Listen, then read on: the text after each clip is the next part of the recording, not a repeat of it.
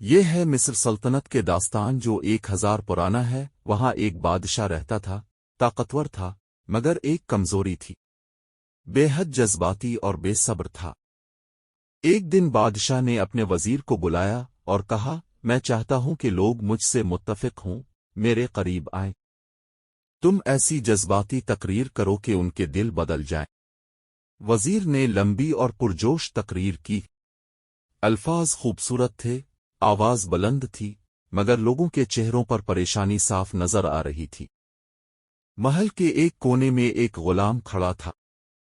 وہ ہمیشہ خاموش رہتا تھا، مگر شہر میں مشہور تھا کہ جب وہ بولتا ہے تو سیدھا دل پر اثر کرتا ہے۔ مجمع میں سے کسی بزرگ نے آہستہ سے کہا، بادشاہ سلامت، اگر اجازت ہو تو اس غلام کو بولنے کا موقع دیں۔ اسی لمحے بادشاہ سلامت نے بلند آواز میں حکم دیا، اس غلام کو فوراً میرے پاس لایا جائے۔ ایک اور وزیر آگے بڑھا۔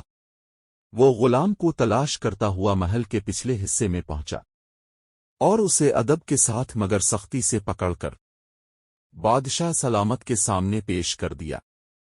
بادشاہ نے اس کی آنکھوں میں دیکھ کر کہا، میں نے سنا ہے تمہارے الفاظ لوگوں کے دل بدل دیتے ہیں۔ میں چاہتا ہوں کہ تم کل دربار عام میں ایسی تقریر کرو کہ پوری رعایا ہم سے متاثر ہو جائے، ہمارے ساتھ کھڑی ہو جائے۔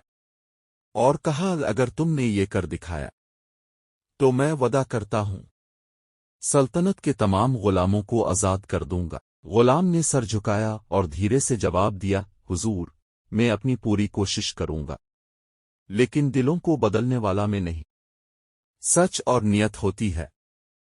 اس نے نرم آواز میں کہا، اے مصر کے لوگوں، بادشاہ کا دل برا نہیں، بس بے چین ہے۔ وہ آپ کی محبت چاہتا ہے، آپ کا خوف نہیں۔ وہ آپ کے قریب آنا چاہتا ہے مگر طریقہ نہیں جانتا۔ پھر اس نے آہستہ سے کہا، محبت حکم سے نہیں ملتی، محبت سمجھنے سے ملتی ہے۔ اگر ہم ایک دوسرے کو سن لیں تو فاصلے خود بخود ختم ہو جائیں گے۔ پھر پورا دربار تالیوں سے گونج اٹھا۔ بادشاہ کی آنکھوں میں آنسو آ گئے۔ اس نے پہلی بار محسوس کیا کہ دل جیتنے کے لیے طاقت نہیں، نرمی چاہیے۔ اس دن کے بعد بادشاہ بدل گیا۔